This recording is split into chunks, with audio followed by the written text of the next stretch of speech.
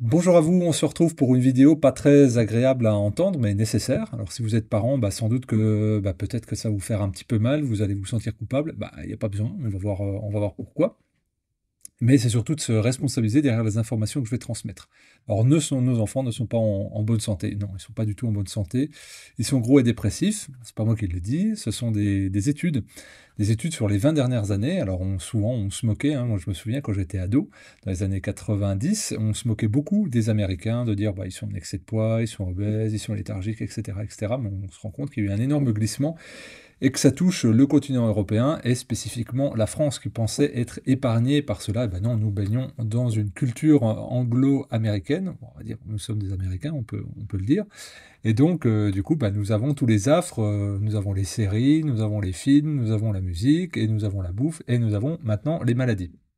Et donc les maladies qui touchaient avant, il y a une vingtaine d'années, donc on va vraiment revenir à ce moment de 2020, l'instant pivot, qui touchait nos anciens, touche aujourd'hui les jeunes, voire même les ados, est ce qu'on va voir. Ce qui est important de comprendre dans ce que je vais dire, parce que maintenant il faut mettre des pincettes partout, je vais essayer de ne pas en mettre ici, on va dire ouais mais attention, c'est grossophobe ce que tu veux dire Fabien. Je dis non, là, c'est dangereux pour la santé en fait de ne pas dire à quelqu'un qu'il est obèse et que ça va lui porter de lourds préjudices au niveau cardiovasculaire, au niveau de troubles métaboliques comme le diabète, etc., etc., etc. Donc on va rentrer dans le vif du sujet très clairement. Un enfant qui a des problèmes de surpoids entre 5 et 10 ans a 2 tiers de chances d'être obèse à l'âge adulte toute sa vie. Voilà, ça ce sont les chiffres des études. Et donc cette obésité mène à des troubles cardiovasculaires. C'est pas moi qui le dis encore, je vais vous mettre un extrait. Le New England Journal of Medicine, donc une revue de référence au niveau médical, publiait l'année dernière, en 2023, une étude sur 40 000 enfants avec des troubles de poids et qui montrait, enfin c'était une évolution sur plusieurs années, que les enfants qui avaient été suivis entre 6 et 11 ans, les 40 000, 66% d'entre eux avaient eu des troubles cardiovasculaires avant 30 ans. Vous vous rendez compte, donc l'étude a été menée au début des années 2000, ce moment pivot-là. Et donc on a pu avoir les résultats plus tard. Je ne sais pas si vous vous rendez compte. 66% des enfants qui avaient des troubles de poids entre 6 et 11 ans ont développé des troubles cardiovasculaires, notamment des infarctus du myocarde et des myocardites. Et avec des prédispositions au diabète, c'est-à-dire des déclenchements de diabète aux alentours de l'âge de 16 ans. Et donc là, on se dit, mais il y a un problème, puisque les infarctus du myocarde et le diabète, ce sont des maladies de cinquantenaires, de soixantenaires, normalement. Déjà, c'est pas une fatalité, mais on va dire statistiquement, on se rend compte que, il y a eu 15-20 ans de recul pour atteindre les jeunes générations. C'est-à-dire ce qu'on déclenchait à 50-60 ans, on le déclenche entre, on va dire, 15-20, 30 ans, au mieux. Donc c'est un problème énorme. Quelles sont les causes? Vous l'avez compris, c'est la malbouffe. Donc la nourriture industrielle en excès, la sédentarité et les écrans. Et donc, oui, on voit qu'il y a de moins en moins d'activités physiques en dehors de l'école. Donc, il y a les 2 heures de sport obligatoires. Puis, pour beaucoup, ça s'arrête là. Et puis, on va être là-dessus. On va scroller, on va swiper.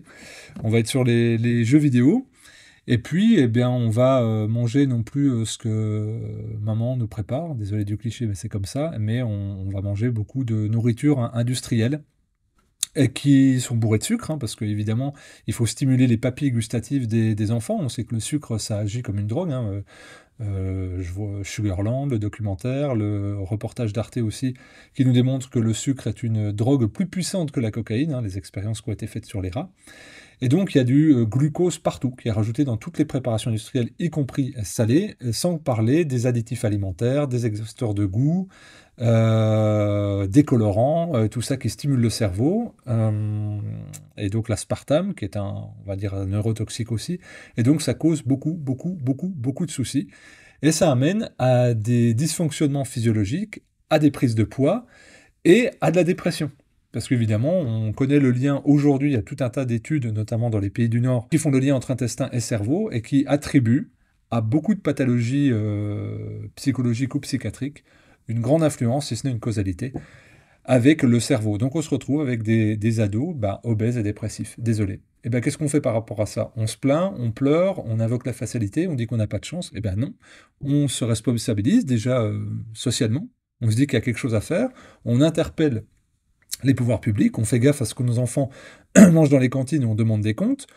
On fait gaffe aussi à ce que la médecine ne soit pas trop influencée par les grands groupes industriels et les laboratoires pharmaceutiques. Là, il y a du boulot, hein, parce que quand on a un chiffre d'affaires qui a triplé en 20 ans, celui de l'industrie pharmaceutique, ben, on se doute bien qu'il y a tout intérêt à prescrire tôt, et puis à ce que les gens peut-être ne restent pas en bonne santé.